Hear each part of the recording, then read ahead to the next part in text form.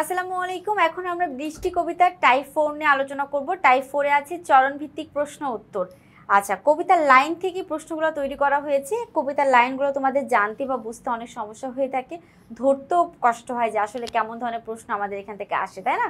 তো আমরা এই লাইনগুলো খুব সুন্দর করে ব্যাখ্যা করব যাতে তোমাদের একেবারে সহজেই তোমরা বুঝতে পারো। তো আমরা যাব 30 নাম্বার প্রশ্নে। 30-এ কি বলেছে খেয়াল করি। 30 নাম্বার প্রশ্নে আছে রুগ্ন বৃদ্ধ ভিখারি রগ ওঠা হাতির মতন রুক্ষ মাঠ আসমান। কি বলেছে? রুক্ষ মাঠ আসমান শোনে সেই বর্ষণের সুর, তাই না? এরকম না? রুগ্ন, রুগ্ন মানে কি? রোগা। বৃদ্ধ মানে বয়স্ক। একজন ভিক্ষুক, ভিখারি মানে ভিক্ষুক। রগ মানে হাতের রগ যে ভেসে ওঠে সেটা। ওটা হাতের মতন। রুক্ষ মানে একেবারে রুক্ষ হয়ে গেছে, সূক্ষ্ম। মাঠ আসমান। এই চিত্রকল্পে কি ফুটে উঠেছে দেখো। একজন ভিক্ষুক রোগা এবং অসহায়, তার হাতের রগ দেখা যাচ্ছে। এরকম রগ দেখাকে কবি রুক্ষ মাঠের সঙ্গে তুলনা করেছেন।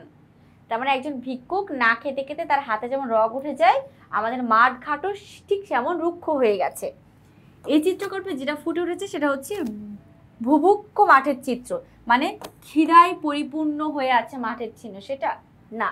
বর্ষায় বাংলার প্রকৃতি না, একদমই না। বর্ষায় যদি বাংলার প্রকৃতি হতো তাহলে রুক্ষর কথা বলতো না, এটা একেবারে না। প্রকৃতির বৈরতা, বৈরিতা বলতে শত্রুতাকে বোঝাচ্ছে। দুর্যোগ হওয়া, প্রকৃতিতে ঝড় আসা, সেটা থেকে প্রকৃতির বৈরিতা বোঝায়, কিন্তু এটা আনসার না। সঠিক কথা হচ্ছে বৃষ্টিহীন মাঠের রূপ, মানে বৃষ্টি হচ্ছে না বিদায় মাঠ যেমন রুক্ষ সূক্ষ্ম হয়ে যায়, সেটা প্রকৃতির কথাই লাইনটিতে ব্যাখ্যা করেছে। তারপর উত্তর হবে আমাদের ক, 3 নাম্বার। এরপর আমরা যাবো 31 নাম্বার প্রশ্নে। 31-এ কি আছে লক্ষ্য করি। আজিকার রোদ ঘুমায়ে পড়েছি ঘোলাটে মেঘের আড়ে। এ বক্তব্যের বিপরীত ভাব রয়েছে যে বাক্যে।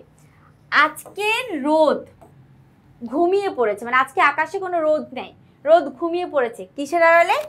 ঘোলা মেঘের আড়ালে। ঠিক আছে, আজকে রোদ ঘুমিয়ে পড়েছে ঘোলা মেঘের আড়ালে। এ বক্তব্যের বিপরীত ভাব হয়েছে যে বাক্যে। বর্ষণ মুখর দিনে অরণ্যের কিয়া শিহরায়। বিপরীত ভাব দেখো, এখানে কিন্তু বর্ষার কথাই বলছে। রোদ ঢাকা পড়েছে বর্ষার মেঘে, তো বর্ষণের দিনে অরণ্যর কিয়া শিহরায় এটা আসবে না, কারণ বিপরীত জিনিস চাইছে।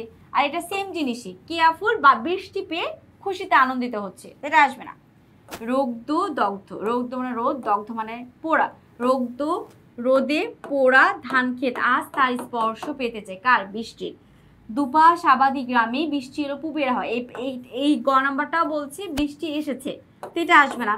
নদীর ফাটলে বন্যা আনে পূর্ণ প্রাণের জোয়ার, মানে নদী ফেটে গিয়ে বন্যা হয়েছে, বন্যার কারণে নদী ফেটে গিয়েছে, অনেক পানি আসতেছে, তো এটা আমাদের কারেক্ট হবে না। তাহলে সঠিক উত্তর কি? 2। রোদ্দ দগ্ধ ধানকে আজ কিসের স্পর্শে পেতে চায়? বৃষ্টির স্পর্শে পেতে চায়। উত্তর হবে 2 নাম্বারটা কারেক্ট আনসার। হ্যাঁ, এরপর আমরা যাব 32 নাম্বার প্রশ্নে। 32-এ কি আছে?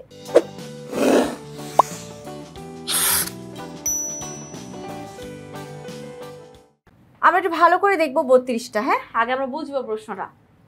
চমকে চমকে সহসার দিক উজলি, চকিতে চকিতে মাটি মাটি ছুটিল বিজলি। দেখো, চমকে চমকে মানে হচ্ছে চমকাচ্ছে, বিদ্যুৎ চমকানোকে বোঝাচ্ছে। বিদ্যুৎ চমকে চমকে বা ঝলকে ঝলকে, ঠিক আছে? চমকে চমকে মানে বিদ্যুৎ চমকে চমকে বা ঝলকে ঝলকে সহসা দিক উজলি, হঠাৎ করে চারিদিকে বিজলির উজ্জ্বলটা ছড়িয়ে গেল। চমকে চমকে মানে হচ্ছে চমকে চমকে বা ঝলসে ঝলসে হঠাৎ চারিদিকে বিজলি ছুটে গেল। চকিতে চকিতে মানে এত চমকাতে চমকাতে মাটি ছুটিল বিজলি, মানে বিদ্যুতের চমকানোটা এতই পরিপূর্ণ ছিল বা এতই বেশি ছিল যে মাটি পর্যন্ত বিজলি নেমে এসেছে বা মাটি পর্যন্ত নড়াচড়া শুরু হয়েছে। তার মানে উদ্দীপকটা প্রকৃতিতে বৃষ্টি আসলে বৃষ্টির যে ভয়ঙ্কর রূপটা ধারণ করে সেটাই প্রকাশ পাচ্ছে। দুটি কোন রূপটি প্রকাশ পেয়েছে? কি বলছে যে উদ্দীপকে বৃষ্টি কবিতার সাথে সামঞ্জস্যপূর্ণ হয়েছে কোনটি? বিদ্যুৎ চমকানোর রূপ, নদীর প্লাবনের রূপ। নদীর প্লাবন মানে বৃষ্টিপাতের রূপ না। হাওয়ায় মাতার রূপ মানে বাতাসে মাতার মতো রূপ না। মেঘে সাওরি রূপ, অর্থাৎ মেঘে মেঘে সবকিছু রূপান্তরিত হচ্ছে বা আহরণ করছে, সেটাও না। বিদ্যুৎ চমকানোর রূপ। উত্তর হবে ক। উদ্দীপকে যেমন বিদ্যুৎ চমকানোর কথাটা বলছে, আমাদের উত্তরটা হবে ক নাম্বারটা কারেক্ট আনসার। এরপর আমরা 33 নাম্বারটা দেখব। মাঠ ঢেকে গেল কাজল ছায়, এই লাইনটিতে কি প্রকাশ পেয়েছে? মাঠ ঢেকে গেছে কাজল ছায়, এটাতে কি প্রকাশ পেয়েছে? মেঘাচ্ছন্ন আকাশ, অর্থাৎ মেঘের আকাশ না, মেঘমুক্ত আকাশ না, মাঠের শীতল ছায়া একেবারে না। উদ্দীপকে কাজল ছেয়ে আছে, তো মেঘমুক্ত তো হওয়ার কোনো প্রশ্নই আসে না। মেঘাচ্ছন্ন, মেঘে মেঘে আকাশ, সেটাও না। মাঠের সৌন্দর্যকে বোঝাচ্ছে। হ্যাঁ, মাঠ এতটাই সুন্দর হয়ে আছে যে কাজল ছায়ায় ঢেকে যাওয়াতে অনেক সৌন্দর্য প্রকাশ করেছে। তাহলে 33-এ 3 হবে। চলে যাবো আমরা 34 নাম্বার প্রশ্নে। দেখো, দিক দিগন্তের পথে অপরূপ আভা দেখে বৃষ্টি কবিতে এই কথা বলা হয়েছে কেন? দিক দিগন্ত মানে পৃথিবীর এক সীমা থেকে আরেক সীমাতে বৃষ্টি বা মেঘের অপরূপ আভা বা মেঘের ছায়া দেখা যাচ্ছে। এ বাক্যে প্রকাশ পেয়েছে বিদগ্ধ আকাশে বিদ্যুৎ চমকাচ্ছে কে বোঝাচ্ছে? পথে পথে বিদ্যুৎ ঘুরে বেড়াচ্ছে, বিদ্যুৎ বহু পাড়ি দিতে চাইছে বলে, বিদ্যুৎ অপরূপ প্রাণচ্ছলতা তৈরি করছে বলে।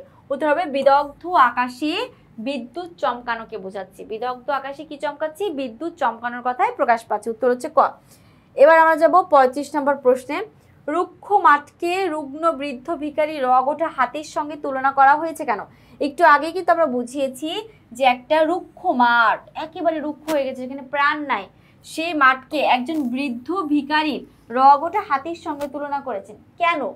বর্ষণহীন রুগ্ন হয়ে উঠেছে বলে? এটা না, বর্ষণহীন মাঠঘাট রুক্ষ মূর্তি ধারণ, মূর্তি মানে হচ্ছে একেবারে প্রতীকী বা প্রমাণ ধারণ করেছে বলে। এটি হচ্ছে আমাদের কারেক্ট অ্যান্সার। বর্ষণহীন মানে বৃষ্টি ছাড়া রসসিক্ত হয়ে উঠেছে বলে? একদম না।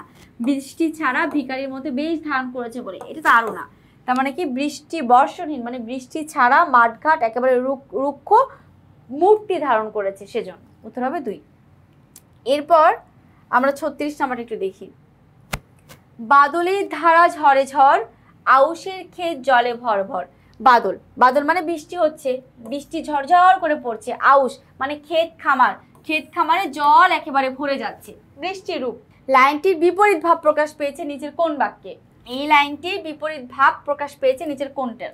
রুক্ষ মাঠে আসমান শোনে সেই বর্ষণের সুর না, রৌদ্রদগ্ধ ধান খেদাস তার স্পর্শ পেতেছে। দেখো, উদ্দীপকে বৃষ্টি অটোমেটিক হচ্ছে, এর বিপরীত ভাব জানতে চেয়েছে, তার উত্তর হচ্ছে খ নাম্বারটা। খ নাম্বার আমাদের কারেক্ট আনসার। এই ছিল আমাদের চরণভিত্তিক প্রশ্ন থেকে প্রশ্ন আসার মতো। আশা করছি তোমরা সকলে বুঝতে পেরেছো। আজকে এই পর্যন্তই। আল্লাহ হাফিজ, আসসালামু আলাইকুম।